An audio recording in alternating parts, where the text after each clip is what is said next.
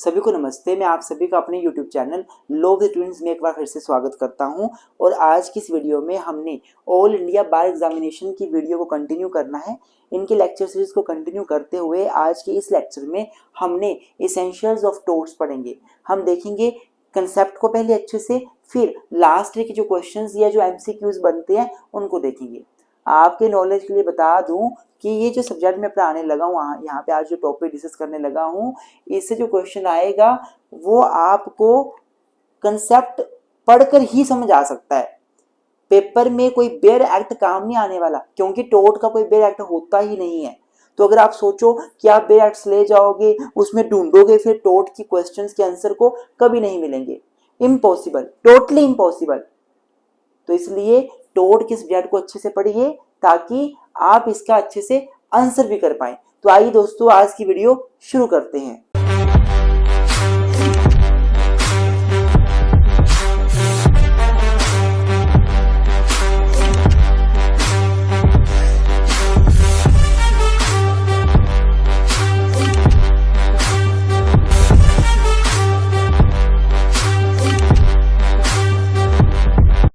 तो स्टूडेंट, सबसे पहले हम देखेंगे कि टोर्ट का मतलब क्या होता है। तो जो वर्ड टोर्ट है ये डिराइव किया गया है लैटिन वर्ड टोर्टम से। यहां से क्वेश्चन बनता है कि the word tort is derive from which language.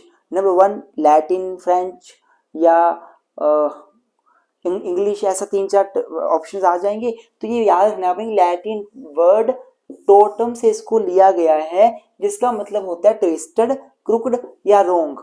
Basically tort का मतलब होता है रोंगफुल एक्ट। आप लाइफ में जो भी काम करते हो, अगर आप वो रोंगफुल एक्ट कर रहे हो, जो एक्ट आपको कानून अथराइज नहीं करता, परमिट नहीं करता, वो अगर आप ऐसा काम कर रहे हो तो ऐसे काम को रोंगफुल एक्ट बोलते हैं। ऐसे एक्ट को टोर्ट बोलते हैं। The word tort is derived from the Latin word tortum which means wrongful, crooked और ट्विस्टेड एक्ट। अब डेफिनेशंस देख लेते हैं टोर्ट की। कुछ डेफिनेशंस है टोर्ट की। पहली डेफिनेशन है section 2 sub section M of limitation act. ये बोलता है कि tort means a civil wrong which is not exclusively a breach of contract और a breach of trust. Tort का मतलब है एक सिविल रॉन्ग। सिविल नेचर के रॉन्ग से टोर्ट का मतलब क्रिमिनल रॉन्ग से नहीं है, ये सिविल रॉन्ग है, जिसका जो कि ना तो ब्रीच ऑफ कॉन्ट्रैक्ट है ना ब्रीच ऑफ ट्रस्ट है। समझने की कोशिश करना। ये डेफिनेशन लिमिटेशन एक्ट के सेक्शन 2 सब सेक्शन M में दी हुई है। इसमें बोला गया है कि टोर्ट का मतलब है सिविल रॉन्ग, लेकिन ये वाला सिविल रॉन्ग डिफरेंट है फ्रॉम ब्रीच ऑफ कॉन्ट्रैक्ट और ब्रीच ऑफ ट्रस्ट। अगर कोई कॉन्ट्रैक्ट को तोड़ देता है या ट्रस्ट बना के ट्रस्ट को ब्रीच कर देता है, तोड़ देता है, तो भी सिविल रॉन्ग होता है। बट टोर्ट जो सिविल रॉन्ग है वो इनसे डिफरेंट है। सेकंड इंपॉर्टेंट डेफिनेशन है विनफील्ड की, जो आपने याद रखनी है। According to Winfield, tortious liability arises from the breach of duty. ये मेन है, breach of duty. Tortious liability arises from the breach of duty primarily fixed by law. जो ड्यूटी लॉ फिक्स करता है, this duty is toward person generally and its breach is redressable by the action for the unliquidated damages. क्या लिखा हुआ है? आपको paper में question पता कैसे बनेंगे? आपको एक पूरी ये डेफिनेशन दे दी होगी, किसने टोर्ट को इस तरह से एक्सप्लेन किया है, डिफाइन किया है। Number 1 Winfield, number 2 Salmond, number 3 एक और नाम दे देंगे, number 4 none of the above, ऐसा कुछ बोल देंगे। तो आपने भी बताना कि कहाँ। तो याद है कि विनफील्ड ने ब्रीच ऑफ ड्यूटी की बात की थी कि टोर्टिशियस लाइबिलिटी अराइज होती है फ्रॉम ब्रीच ऑफ ड्यूटी, और जो ब्रीच ऑफ ड्यूटी को कौन सी होती है? जो प्राइमरली फिक्स होती है बाय लॉ के जरिए। This duty is toward a person generally and its breach is redressable by the action for unliquidated damages. Now Salmond क्या बोलते हैं? सालमन की परिभाषा को देखा जाए, सालमन बोलते हैं tort is a civil wrong for which the remedy is in a common law action for unliquidated damages and which is not exclusively a breach of contract or breach of trust or breach of trust। तो tort क्या है? एक civil wrong है, salmon बोलते हैं, और जिसके लिए टोर्ट हो जाए तो आप क्या करोगे? आप कॉमन लॉ में एक्शन लोगे। किसके लिए? अनलिक्विडेटेड डैमेजेस के लिए। टोर्ट में डैमेजेस कैसी होती हैं? अनलिक्विडेटेड। अनलिक्विडेटेड मतलब नॉट प्री डिसाइडेड, जो डैमेजेस पहले से डिसाइडेड नहीं होते उनको बोलते हैं अनलिक्विडेटेड डैमेजेस। फॉर एग्जाम्पल, मैंने और आपने कॉन्ट्रैक्ट किया और हमने पहले डिसाइड कर लिया कि जो कॉन्ट्रैक्ट ब्रीच करेगा वो दूसरी पार्टी को 5,000 रुपया कंपनसेशन देगा। तो ऐसे डैमेजेस लिक्विडेटेड डैमेजेस हैं, डिसाइडेड डैमेजेस हैं। बट टोर्ट में पहले से कोई बोलता है कोई किसी को कि तुम मेरे घर में ट्रेसपास करोगे तो तुम्हें इतने पैसे देने पड़ेंगे, अगर तुम नेग्लिजेंस करोगे तो इतने पैसे देने पड़ेंगे, पहले तो कोई नहीं बोलता। तो टोर्ट में जो डैमेजेस मिलते हैं वो अनलिक्विडेटेड है, वो कोर्ट डिसाइड करता है बाद में, पहले से डिसाइडेड नहीं होते। और ये ब्रीच ऑफ कॉन्ट्रैक्ट और ब्रीच ऑफ ट्रस्ट से डिफरेंट है। टोर्ट भी सिविल रोंग है, ब्रीच ऑफ ट्रस्ट भी सिविल रोंग है, ब्रीच ऑफ कॉन्ट्रैक्ट भी सिविल रोंग है, बट ये जो सिविल रोंग है इनसे डिफरेंट है टोर्ट। तो ये 3 परिभाषाएं आपने याद रखनी है जो बहुत ही मोस्ट इंपॉर्टेंट है, एग्जाम में अक्सर पूछी जाती हैं। अब हम इसके इसेंशियल्स देख लेते हैं। तो स्टूडेंट्स, अगर मैं इसेंशियल्स ऑफ टोर्ट की बात करूं तो यहाँ पे 2 इसेंशियल्स बेसिकली बनते हैं। पहला, there must be an act omission. देखिए यहाँ पे समझने वाली बात है कि टोर्ट आपका तब भी कमिट होगा जब आप एक्ट करोगे, या टोर्ट आपका तब भी कमिट होगा जब आप ओमिशन करोगे। एक्ट का मतलब होता है कि आप कुछ एक्ट कर रहे हो जिसको करना आपको कानून ने प्रोहिबिट किया है। सपोज आपको कानून ने बोला है कि किसी के घर में बिना परमिशन के नहीं जाना है, आपको कानून ने बोला है कि आप किसी की रैश या नेग्लिजेंटली ड्राइविंग नहीं करोगे, आप कुछ भी ऐसा काम नहीं करोगे जो दूसरे के लिए न्यूइसेंस बन जाए, और आप वो कर देते हो, तो वो टोर्ट हुआ। और वो आपने क्या किया, वो आपने एक्ट किया। Act means that you are doing something but you are not suppose to do that thing. And omission, omission मतलब कि आपको कुछ करना चाहिए बट आप नहीं कर रहे हो। It is your duty to do something but you are omitting to do that thing.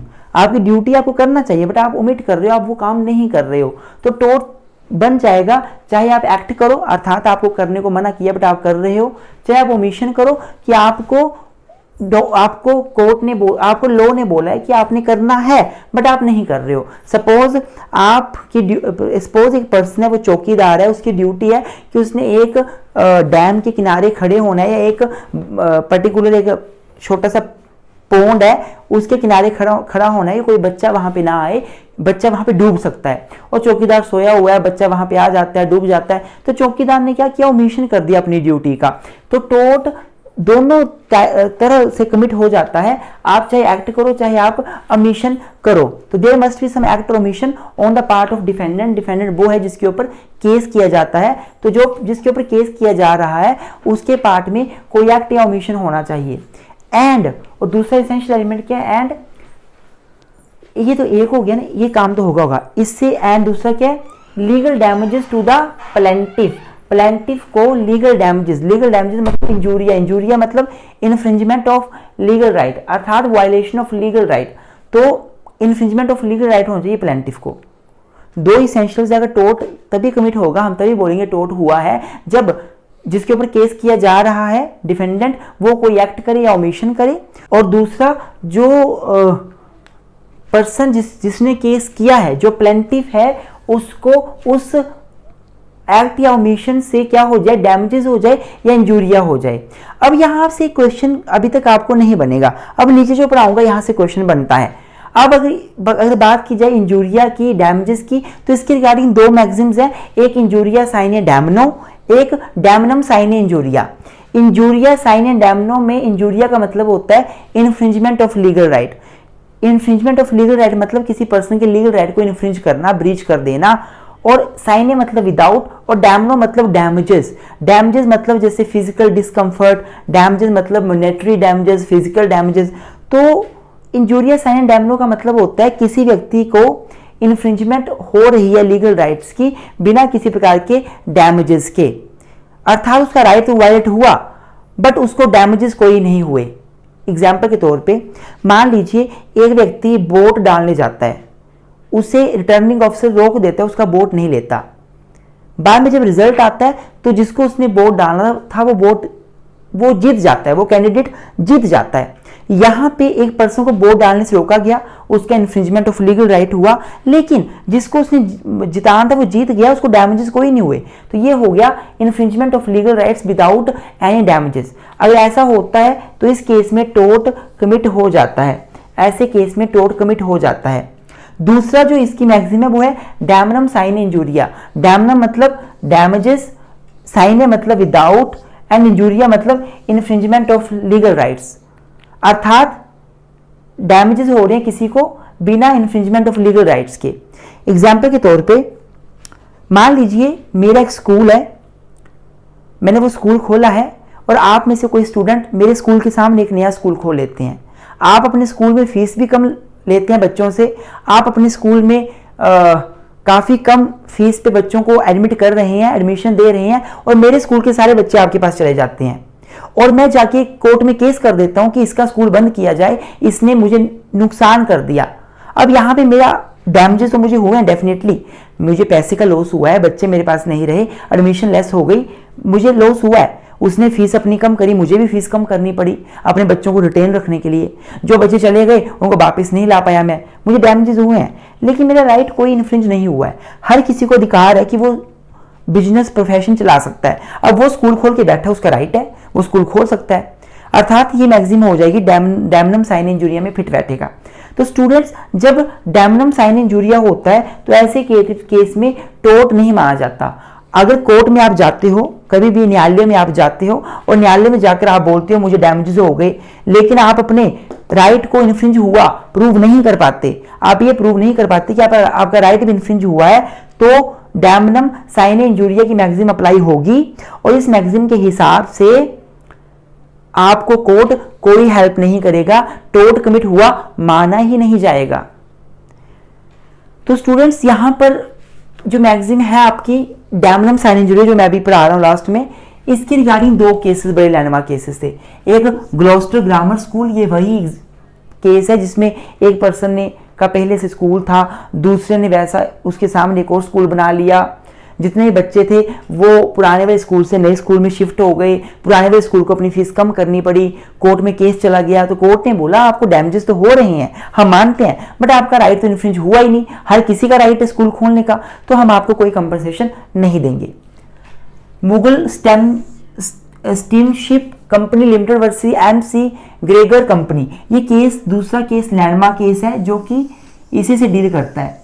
देखिए, ये दो केस आपने याद रखने हैं जो आपके डैमनम साइन इंजूरिया, डैमेजेस हो रहे हैं but injuria infringement of right नहीं हो रहा, इससे डील करता है।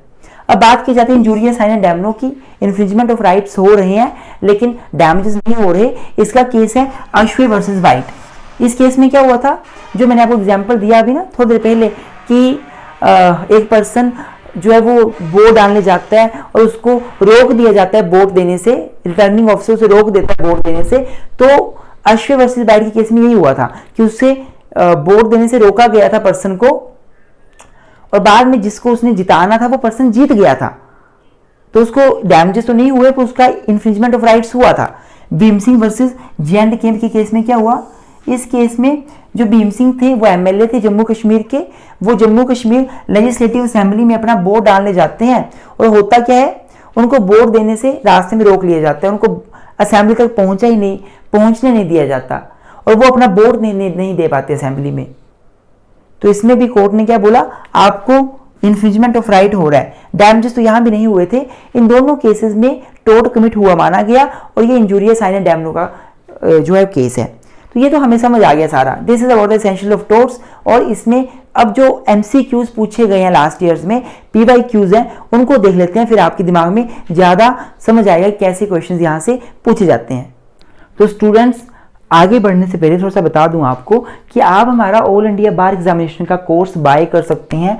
ऑल इंडिया बार एग्जामिनेशन का कोर्स हमने कॉम्प्रिहेंसिवली 60-70 आवर्स में अच्छे से क्रिएट किया हुआ है, जिसमें हमने सारे जो ऑल इंडिया बार एग्जामिनेशन के सब्जेक्ट्स हैं, चाहे वो हिंदू लॉ हो, मुस्लिम लॉ हो, एडमिनिस्ट्रेटिव लॉ हो, BNS हो, BNSS हो, BSc हो, CRPC हो, एविडेंस हो, चाहे वो आपके ओल्ड लॉज हो, न्यू लॉज हो, टोर्ट्स है, चाहे टोर्ट है, चाहे आपका कंपनी लॉ है, चाहे आपका प्रोफेशनल थिंग्स है, जितने भी लॉज हैं वो सारे हमने अच्छे से कॉम्प्रिहेंसिवली डिस्कस किए हैं। आप हमारा कोर्स बाय करने के लिए हमें हमारे व्हाट्सएप नंबर 9816492276 या 9816634276 इस पे मैसेज कर सकते हैं, आप हमारा कोर्स बाय कर सकते हैं। हमारा जो ऑल इंडिया बार एग्जामिनेशन का कोर्स है वो आपको LLM के एंट्रेंस के लिए भी हेल्प करेगा और कुछ हद तक आपको UGC नेट में भी हेल्प करेगा। तो आइए क्वेश्चन देख लेते हैं जो लास्ट ईयर पूछे गए हैं। सबसे पहले, Gloucester grammar school case relates to which of the following important magazine. Gloucester grammar school जो केस है वो कौन सी मैगजीन से डील करता है? Damnum sine injuria, injuria sine damno, ubi jus ibi remedium, volenti non fit injuria. ये 4 options हैं। तो आपको पता है कि डैमनम साइने इंजूरिया का मतलब है कि डैमेजेस तो हो रहे हैं but without infringement of rights हो रहे हैं। आपका जो राइट है इन्फ्रिंजमेंट वो नहीं हो रहा, damages without infringement of rights हो रहे हैं।